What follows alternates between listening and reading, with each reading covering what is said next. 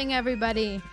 So, today we're going to talk about the life of a young Revolutionary War soldier named John Trumbull. But, however, in order to better understand our discussion, we're going to start a little bit closer to the end of his story rather than the beginning. But, therefore, I wonder if anyone's ever seen a painting by John Trumbull. John Trumbull is the painter of the collection of American art that really helps people in America figure out what the Revolutionary War was. So if a person was to know anything about John Trumbull, they would know him as the painter of the American Revolution, and that is what he liked to be known as. He wanted to be known for his art, and more specifically, he wanted to be known for his infamous paintings that now sit in the Capitol Rotunda. He has 4 paintings in the Rotunda. He wishes that it was 8, but he only has 4. But that is what he would want to be remembered for. And that, in his mind, was a way to paint and to give art to the American public to hopefully form a better, more collective memory of the American Revolution.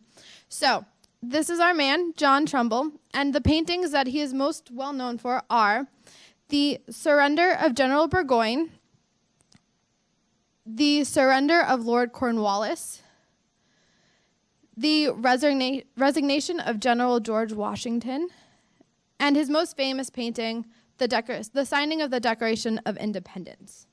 Now, we know that none of these events actually happened the way that they came. There was no pretty signing of the Declaration of Independence. There was no line where Jefferson presented it to Congress, and it was very a televised moment on American history, basically. There was none of that. They came individually over a couple of days to weeks, and they signed the document, and they kind of just, okay, hopefully something happens with it, but if it doesn't, oh well. In fact, everything that we know about this painting came from one person's mind, and that is the man center stage, Thomas Jefferson.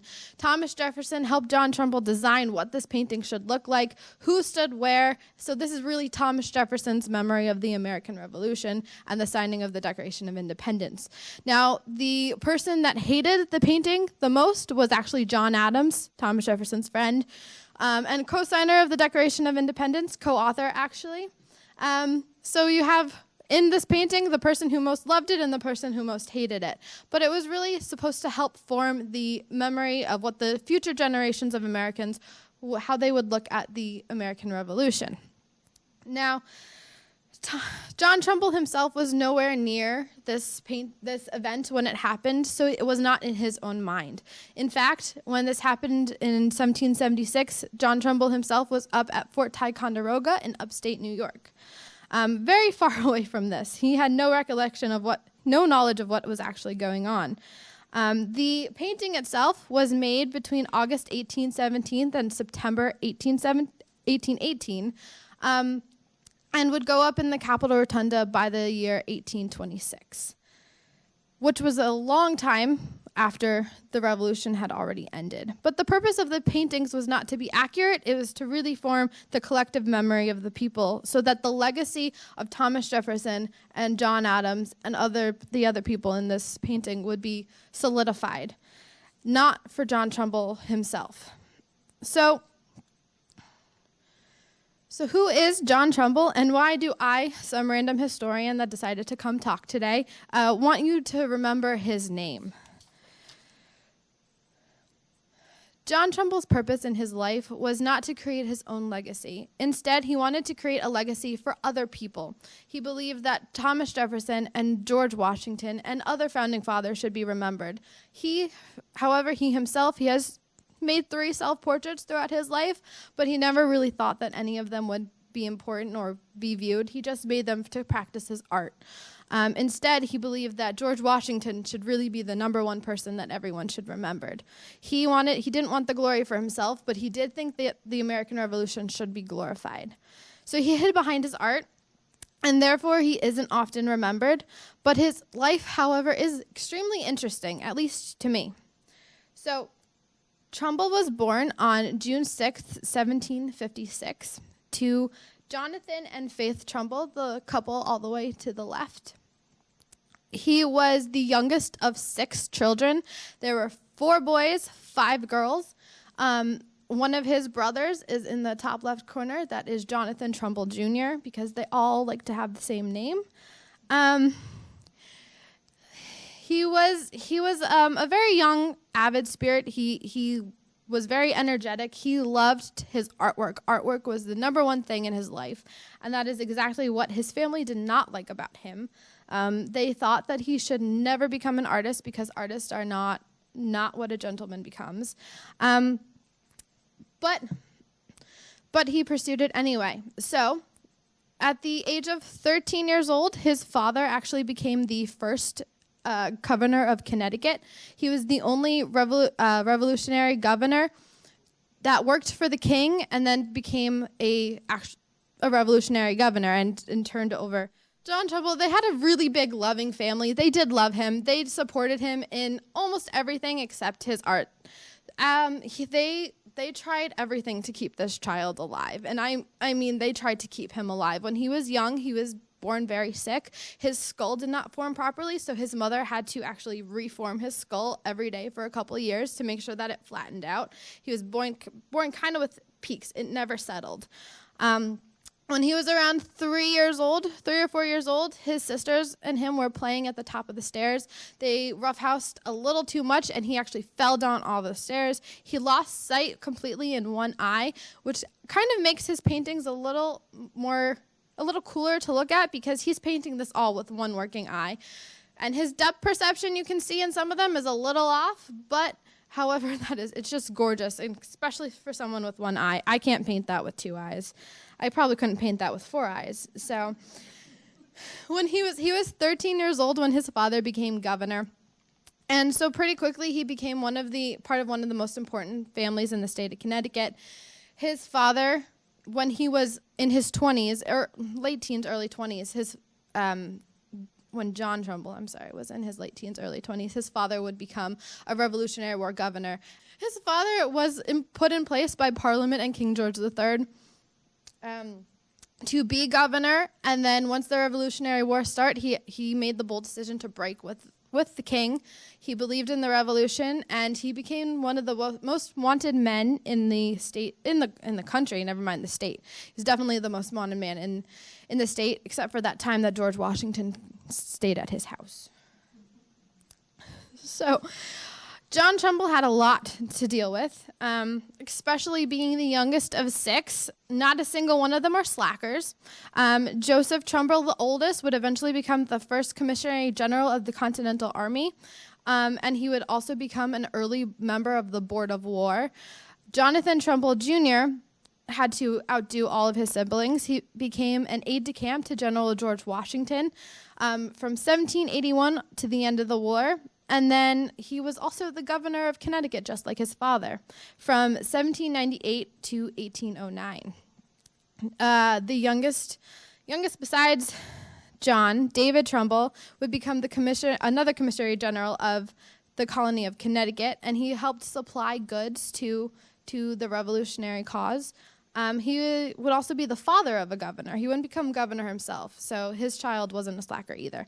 Now the girls, they both married high-powered Revolutionary Wars. Faith Trumbull married General Jedediah Huntington, and Mary Trumbull married William Williams, who was also a signer of the Declaration of Independence.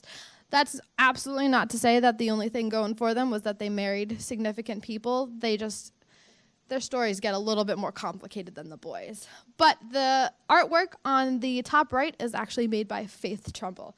We don't have pictures of them. If Trumbull did paint anything of his siblings, it seems like the only one that survived was one of his brothers, but she did make that artwork. So she was an artist too, clearly. Now, John Trumbull himself was a very young and determined spirit. His father, like I said before, did not approve of him being an artist. As he put it, he felt that his son would become the victim of an unproductive pursuit and that it would go nowhere. And not only that, but young gentlemen who are from the upper class of Connecticut really should not lower themselves to that level. And he believed that there was not only he would be disgraced, and he would make such little money that it wasn't even worth it. And his son might have agreed with him later in his life. But John was very determined. So he himself, his father, John and Jonathan, that makes it so confusing. Now, Jonathan Trumbull, as the governor, kept writing in letters that he believed that he really hoped that his son would just put the painting down and that it was just a passing fancy, but it proved not to be.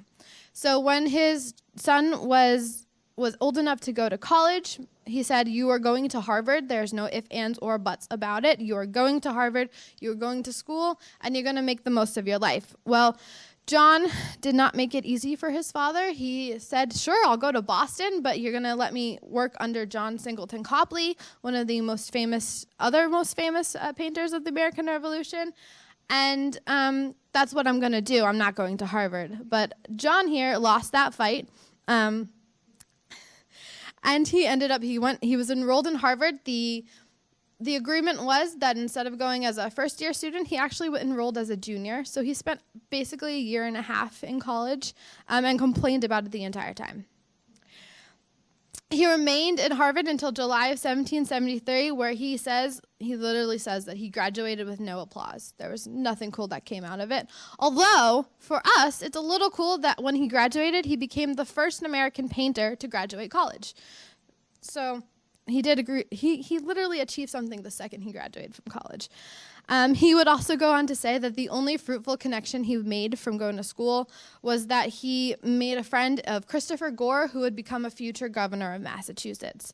At the same time, he also was able to piss off his father a little bit more when he went to school, because even though his father did not pay for him to see Copley, when his brother was his brother was literally sent to drag John to college, to Harvard, put him in school, make sure he stays there.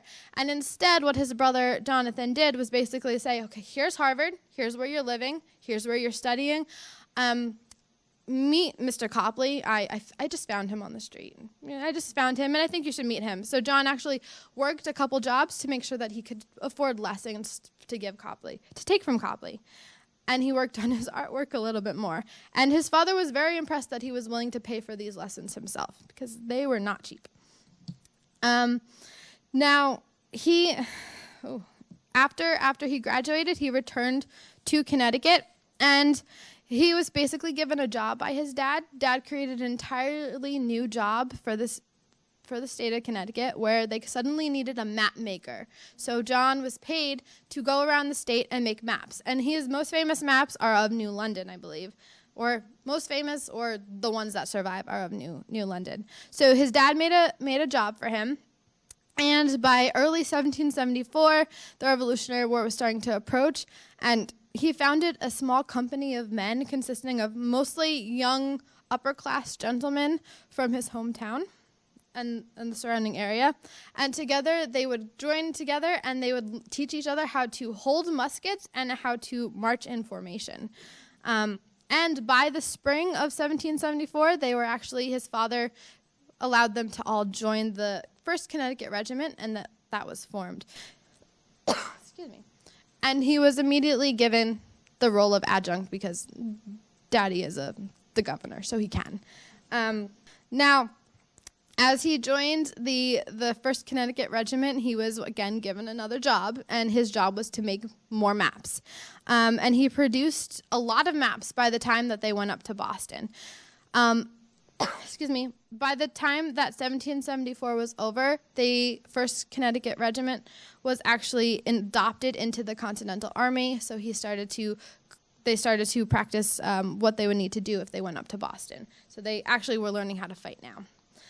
Now, in June of 1775, Trumbull and a couple of his brothers participated in the Battle of Bunker Hill. He would go on to paint this painting that's called both the Battle of Bunker Hill and the Death of General Joseph Warren, who was one of his close friends. Joseph Warren is the one that's laying down, unfortunately. It's the glorified death of General Warren.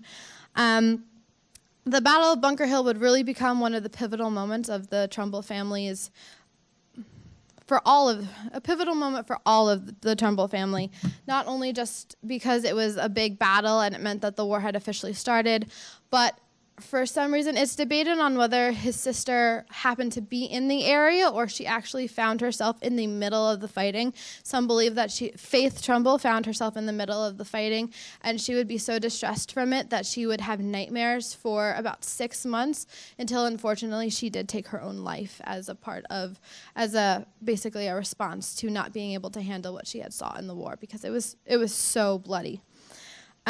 So now the brothers were basically more determined after that. At this point in time, John Trumbull's brother, Joseph, began to use his influence to get his brother closer to General George Washington. What he did was he had his brother draw a bunch of maps from the lines of Boston, where the British troops were, where their own troops were, and then he took them and he kind of put them in George Washington's face and said, "Hey, look what my brother could do. You should probably hire this guy." And it worked, because within a couple days of meeting John and getting to know each other, George Washington commissioned John Trumbull a full colonel, and by the age of 20, he had become an aide-de-camp to General George Washington. As he would go on to say, it was one of the best moments of his life, and it was truly the best 19 days of his life. He would only be the aide-de-camp to Washington for 19 days, but he would talk about it for the rest of his life as the most important thing he ever did. He would leave out the 19 days part. Now, this is actually one of the maps of Boston that he had made, and just how detailed it was. That's why one of the things that impressed Washington. Now, Washington left Boston not long after Trumbull was made an aide-de-camp, and it was determined that Trumbull would be of better use elsewhere. So he became the deputy adjutant general to General Horatio Gates in 1776. From there, he went to Fort Ticonderoga to help fortify it, where he would actually, he went to Fort Ticonderoga to help fortify it, and then by the time that the Battle of Trenton occurred, he would be back in George Washington's presence, although it's not really known what he did. They know that he was at the encampment that day, that he was in Washington's headquarters, but they're not sure if he ever took part in it. He never wrote about it, and no one else did either, that he specifically. He would even go on to witness some of the harsh conditions at Valley Forge. There it was. Okay.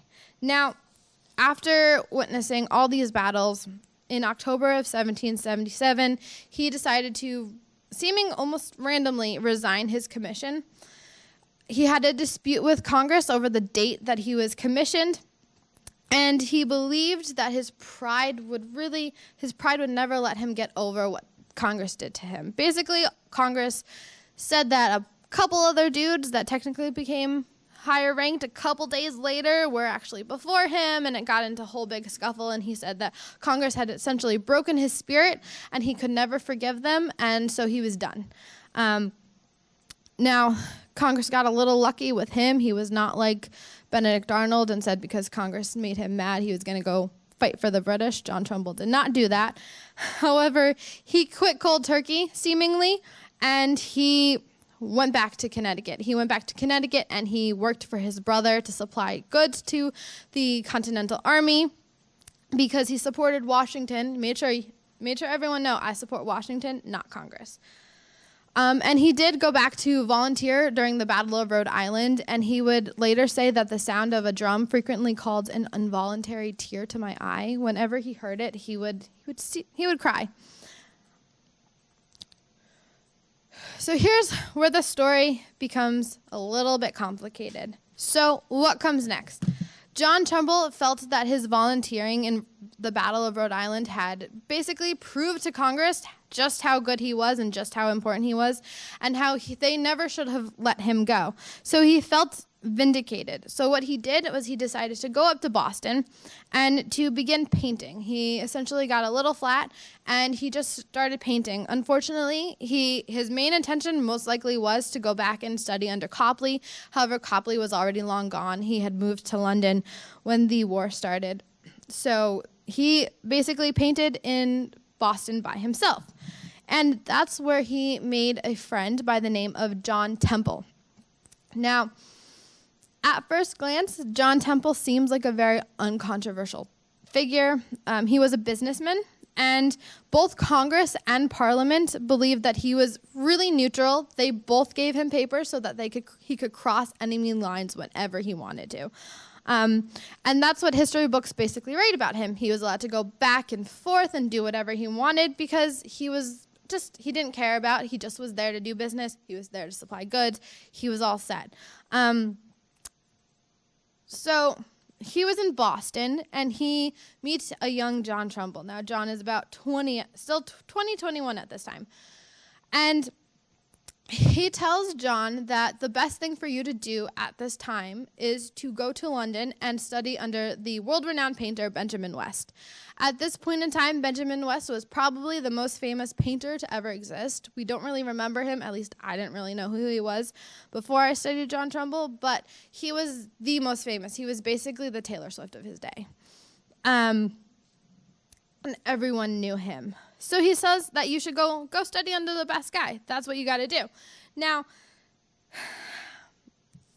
there's a little bit of a complication as to why studying under Benjamin West would be bad. Now, Benjamin West was from Springfield, Pennsylvania. However, when he was young, about in his 20s, he moved to London.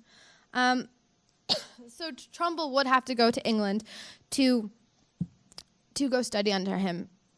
West himself was a pretty cool guy. He was self-taught. He never had any classical painting training, and he even developed a few artistic techniques that painters, not me, but that painters still use today. There was only one problem with him, though, and that is that by the time that 1779 came around, Benjamin West had been out of the colonies for 20 long years, and so Trumbull he was not going to come back. And the biggest problem with him being out of the country was that he had one specific job that he was doing in London, and that was working for this guy, King George III. Benjamin West was the royal painter to the king. He was the king's painter, which meant he was always in the company, not always, but he was sometimes in the company of the king. He had the trust of the king. He was a Pennsylvania boy that was 100% had to be a loyalist at this point because he was the painter to the king. The king trusted him so much. So what John Trumbull was suggesting that John Trumbull do was that he goes and he studies essentially with the enemy. Makes it even worse because John Trumbull is the son of the traitor governor. So you're sending yourself into enemy territory, literally into the hands of your personal enemy, with a big old bullseye on your back. You're going to be a target. Considering that the king really wanted to get Trumbull's father arrested, if not worse, there was a no doubt that they would have eyes on John Trumbull himself. However, in 1780, John Trumbull agrees that Temple is right. I need to go study. I need to be a professional with this. I need to learn as much as I could. So he embarks from New London to England. The passage takes 5 weeks, and he spent most of that with a man named John Steele Tyler of Boston. Now, that's going to be important for another reason. There's no picture that Trumbull or anyone else ever painted. If they did paint one, it doesn't exist today. I looked very hard for it, and I can't find it. But this John Steele Tyler, he was supposedly going over to England to settle some of his father's debts. His father had supposedly just died, and he needed to take care of it. Now, when you do a little bit of research, like our technology now allows us to, we can find out that John Steele Tyler's dad actually died in 1771, 9 years before the voyage ever took place. Now, it takes a long time for ships to get back and forth, but in the middle of the war isn't the best time to go sailing across to another country that you're literally fighting against. But maybe that's just me. Now, he meets Temple, and they spend the long voyage together, and they become really, really good friends. Now, you would assume at this point that the two boys, they're both in their early 20s, they go to London, they do what they said that they're going to do, and they are done. Which, of course, they're also in their 20s, so they're going to do exactly the opposite of what they said that they were going to do. So instead of landing in England, they actually land in France, who is not having a good relationship either with Great Britain. And maybe I'm crazy, but a man who has already got a target on his back probably should get right from France onto that boat and go over to England and not do anything else suspicious. So he does exactly that, and he goes to Paris. Wait, that's not London. Whatever. He goes to Paris instead of London, and he meets with this guy. The last time I checked, King George III didn't like this guy either. However, that did not change Trumbull's mind. He goes to Paris and he meets with Benjamin Franklin. Now, the two of them, they meet and they exchange letters. And what's a little bit significant about this is that we're going to have to backtrack here for a second. And in 1776, Benjamin Franklin had tried to set up a spy ring. It was extremely unsuccessful. He and Silas Deane, who also happens to be from Connecticut, tried to set up a spy ring that is kind of like Washington's Culper ring. Of course, they wouldn't have known the Culper ring at that moment in time. However, that's essentially what they wanted to do. They wanted to set up a successful spy ring to spy on King George III himself. Unfortunately, that did not go to plan. Washington had the luck. Franklin had none of the luck at this point. Because Franklin's secretary, Edward Bancroft, was essentially spying on him. King George had set up the spy ring first. He had been the more successful one. And Bancroft was spying on Franklin, so they were able to foil the spy ring within 2 seconds. It did not take long. And it failed miserably, which Franklin had always been a little bit upset about, and he felt that he needed eyes and ears in London. So he meets this young man, and they exchange letters. Trumbull gives Franklin a letter from his father that essentially says that if my son happens to be arrested, please bail him out of jail because this is going to be bad. Trumbull's father was not really in agreement with this whole situation, but he really believed that it was going to be bad, and if anyone could get him out, maybe Franklin would be able to shell out some money and get him out of jail. And Franklin gave Trumbull a letter himself, and that letter was supposed to go into a different man's hands, and that man was Benjamin West, the painter to the king, which also would be weird because that's the king. They're all messed up. I am not good at jokes. Now, as it turns out, the painter to the king and the king's least favorite person in the world happened to be they were the best of friends. They had known each other for most of their lives, which makes sense because they're both self-taught men. They're both incredibly brilliant. They both invent a lot of things. It would make sense that they were friends. They're either going to be friends or enemies, but they happen to be friends. And throughout the entirety of the war, it seems like they never lost contact. There was no bad blood between them. In fact, Benjamin Franklin is actually the godson, the godfather to one of Benjamin West's sons. And the child is also named Benjamin, so they make it a little bit more complicated there. But they're lifelong friends, and despite that, Benjamin West is supposedly consistently loyal to the king. He never breaks that. But they were best friends, and it would seem weird, but it wouldn't be the first time that a king was potentially fooled by an artist.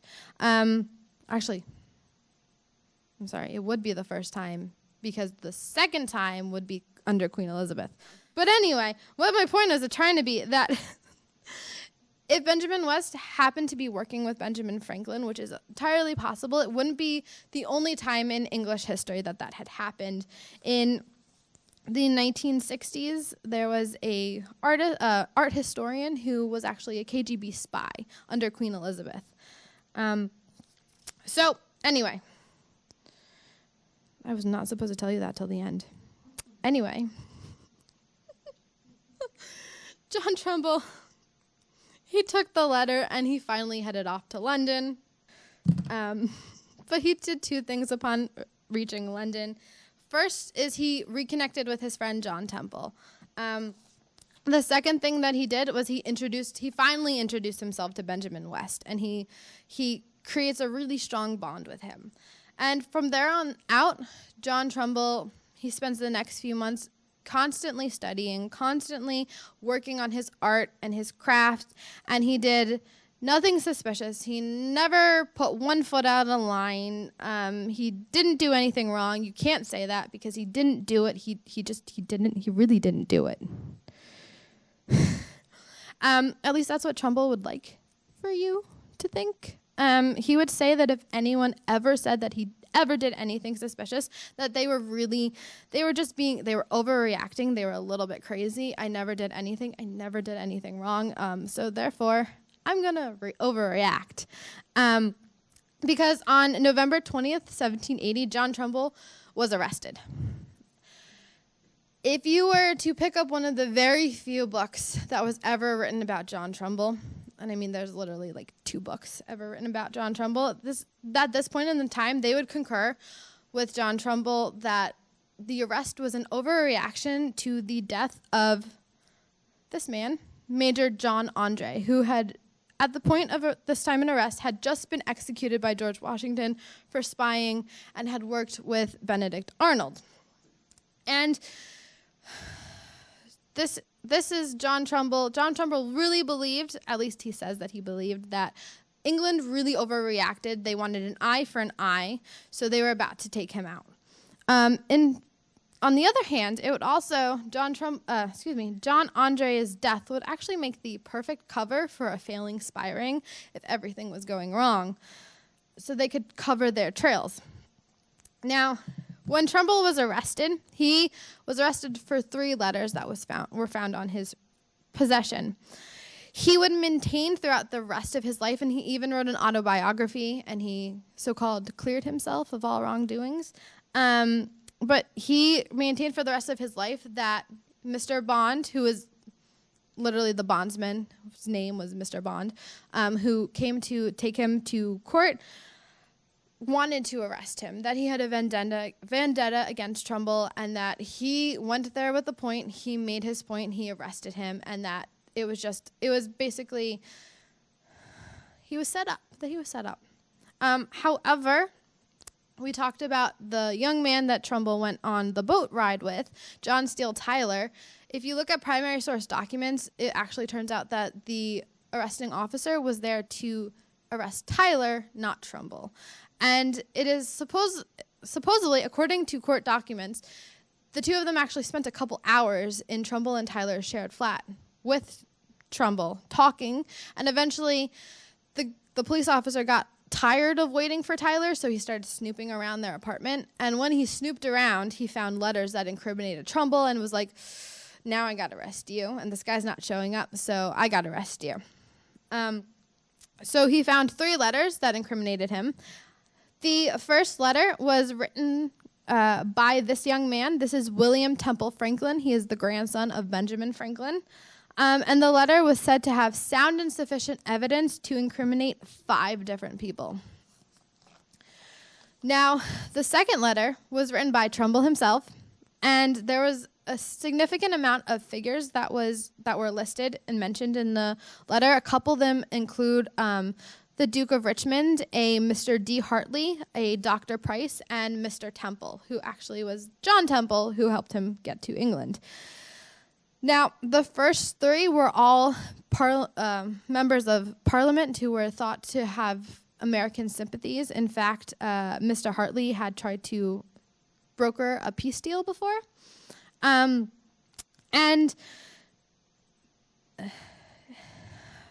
the Mr. Temple really started to confound people, and this is where people might have started to turn on him a little bit, because it was, whatever the letter was extremely incriminating.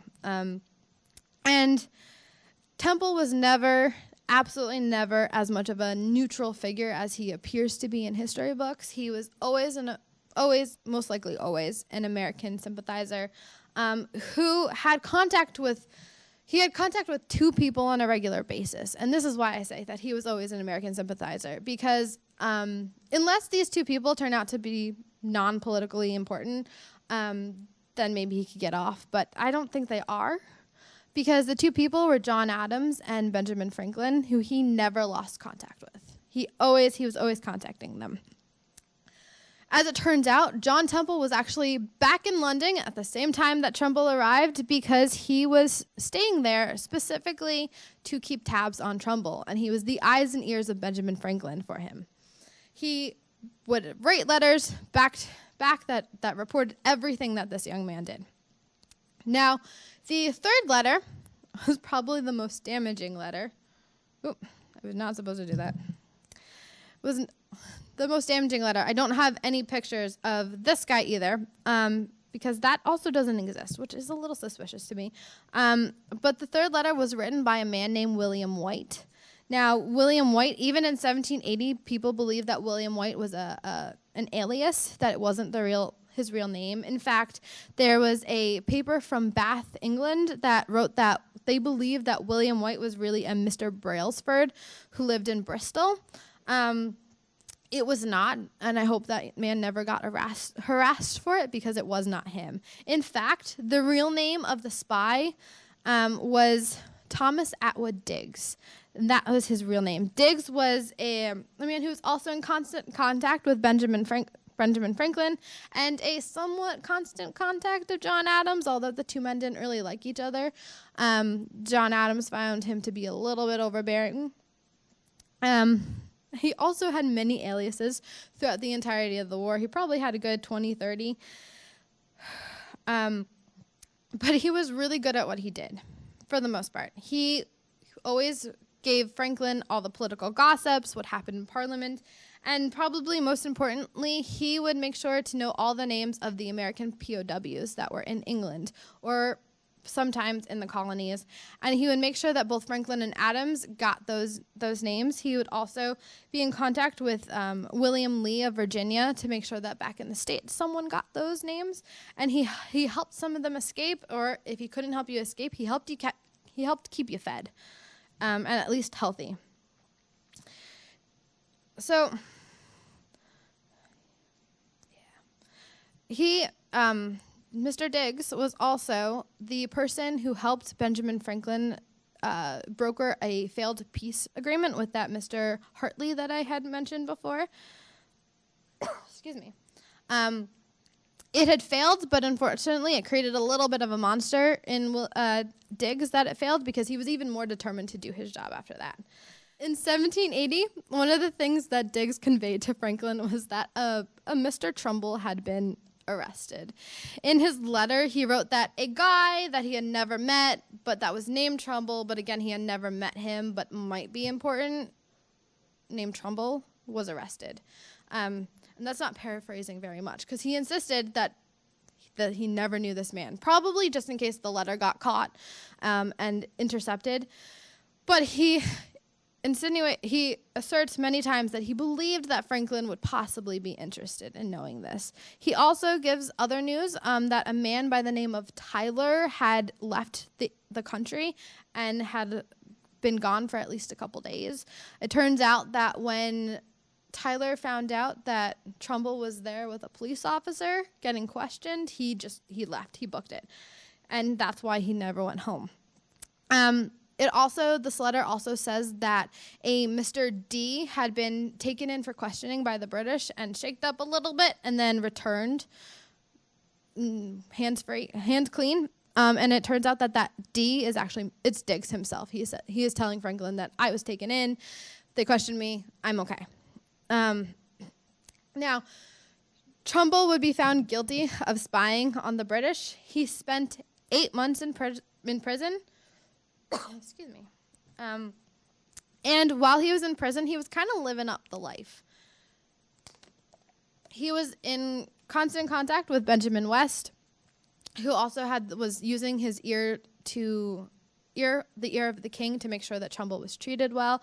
He was given paint supplies and good food. Basically, the fact that he had a room to himself that was free of cost, he was loving it. He was producing so much artwork that they could barely keep up with the supplies.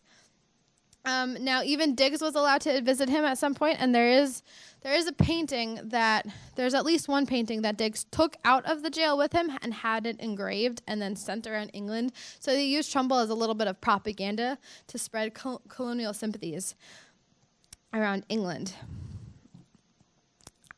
While he was there, both Diggs and West kept in contact with Franklin and Adams. Now, in West's letter, he never mentions Trumbull, and the two men don't talk about it. If there ever was a letter that existed like that, it was probably long gone by now. But Diggs keeps them consistently contacted with each other to make sure that they know Trumbull is okay.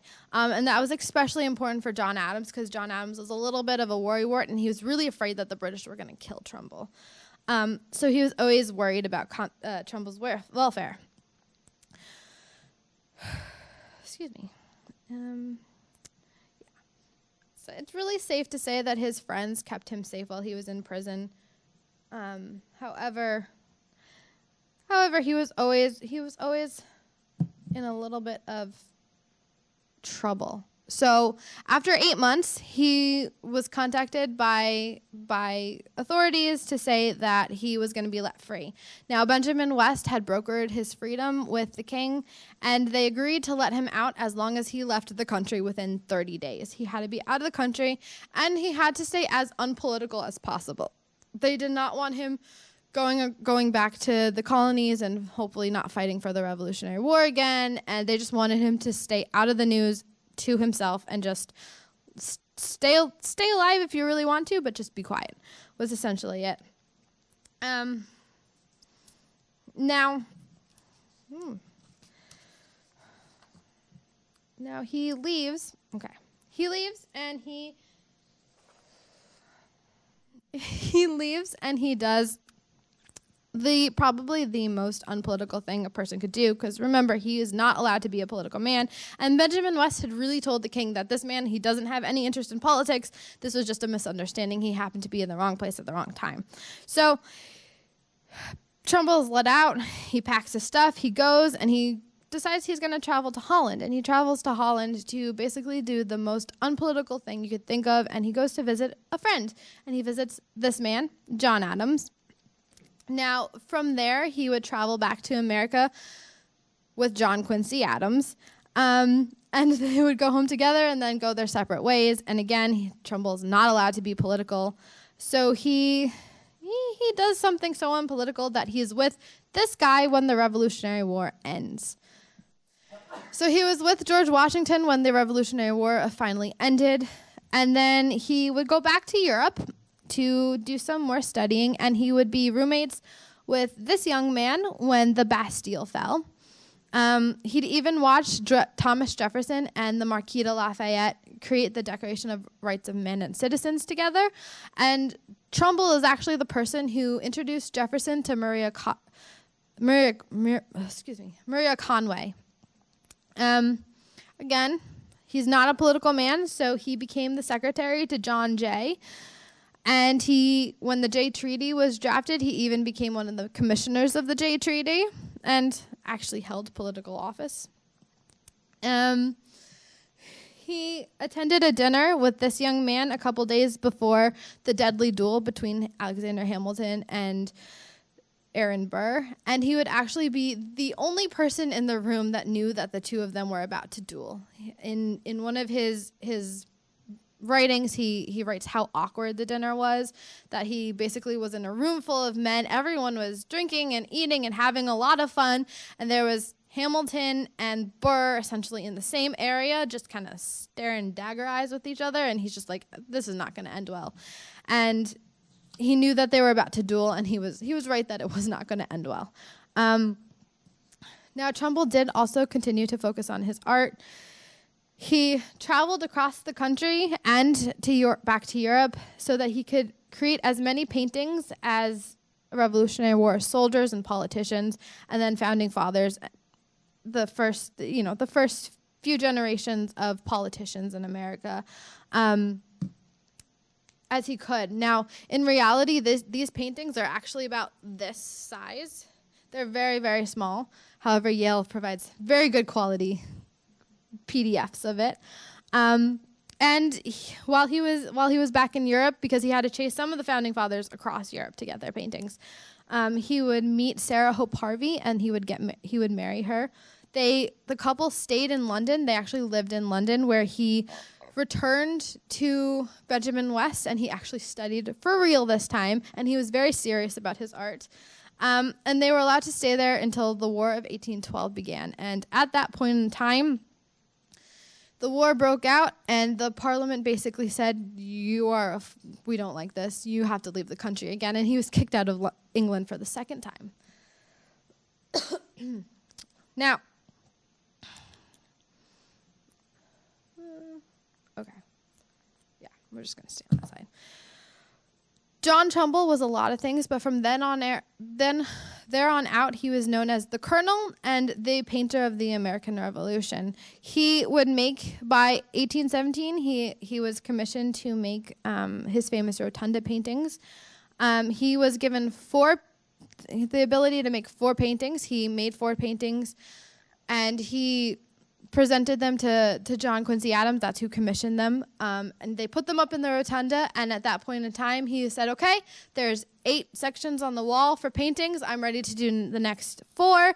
He put a few ideas forward. I would have liked to see the inauguration of President Washington one, but he never got to make them because John Quincy Adams basically, and the rest of Congress basically said, you got 4. We're going to have to diversify this a little bit, and you're not going to get all 8. He was extremely salty, and pretty sure he didn't say a nice thing about Quincy Adams ever again. If it was probably a backhanded remark. And he believed that he had been really tricked by Congress and done wrong yet again. So he never got to make those final 4 paintings, but he really devoted the rest of his life to the rest of his paintings. Now, the paintings that I showed you that are the 4 famous rotunda paintings here aren't actually the rotunda paintings. They are the original paintings of that are actually at Yale University now, because when those rotunda paintings were finished, he needed a new project, and he decided that his lasting legacy always had to be his artwork, and so he wanted to make an art museum dedicated to it.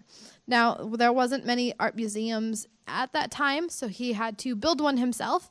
He basically went to Yale and said that if you'll give me a little bit of money to live off of every year, I will give you all of my paintings. His only stipulation was that they had to help him build an actual building, and that the 8 paintings that he called his Revolutionary War paintings would have to stay on display at all times. And Yale was eventually able to do just that, mostly because of Trumbull's own nephew, who went door to door. He was a science professor at Yale, and he went door to door asking for money, and eventually he got it. David Wadsworth, who was the founder of the Wadsworth Anthem, he agreed to fund the entire project. The only stipulation was that 4 of the paintings would have to be on display at the Wadsworth Anthem, and the other 4 could stay at Yale, and that they could switch off and on every once in a while. However, Trumbull believed that all 8 had to be displayed at one time, so he said no to the money. And he said he was going to do it by himself, and by himself, he meant really my nephew was going to do it for me. And I mean that ever so lovingly, because his nephew was very devoted to his uncle. And they were able to build an art gallery. It's no longer standing. In fact, I think it's now all of his paintings are now in their 4th location.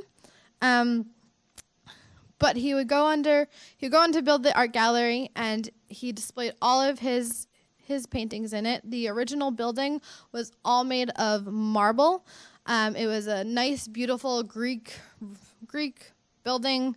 It had red drapery everywhere. From what I understand, it was both a beautiful place to look at and a horrifying place to look at. Trumbull's nephew, the first time that he saw all the paintings together, he said that he loved watching his uncle go through the project and having them actually placed, and it was so exciting to go in the first time. And he sees his uncle standing in front of this painting right here. And that is the moment when he realized that he had helped build his uncle's mausoleum. And that indeed would become Trumbull's resting spot. In fact, if you were to go to Yale today and stand right in front of this artwork, this would be the first one you see at Yale today, the way they just redid it. If you were to stand in front of this painting, you would be standing above Trumbull's grave. He has been moved at least 3 times, I believe. There is a plaque for him in the old X section of the art museum that says that he's buried there. He is not actually buried there because he wrote in his will that he has to stay under the feet of George Washington. If they were ever to take some of his paintings off the display, separate the original 8, not move him to where his burying spot should be under Washington, or if Yale was to ever charge a fee to get into their museum, then all of the paintings would legally belong to Harvard.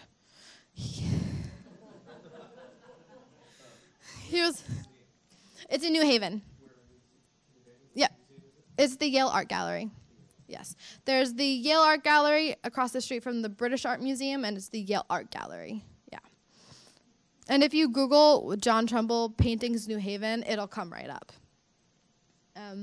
Yeah, so he was a little bit of a salty. He was a Harvard man, but he was born and raised in Connecticut, so he felt that when the time came for where to build this art museum, he was very torn between the two, which is kind of funny because he always said that he hated all of his time at Harvard.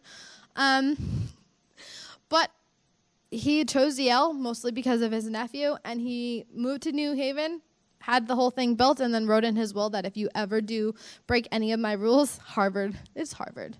And they will tell you that at the art gallery, too. Now, his paintings are his lasting legacy, and the emotions that they provoke are also. He was a person who really believed in the revolutionary cause, and he believed that no matter what happened, he believed that America should stand on its own 2 feet. Most importantly, he believed that the men that he worked around were very important for the collective memory, and that was one of the reasons why he worked so closely with Quincy Adams, who also believed that his father's generation should be remembered. In fact, he's the reason why we celebrate the Declaration of Independence is Quincy Adams, not actually John Adams. But John Trumbull believed that the American Revolution was such not only an ongoing experience, but such an important part of history that no one should ever forget it. However, he was very good at hiding under his artwork, and he was a spy who had many different roles in America's road to independence himself.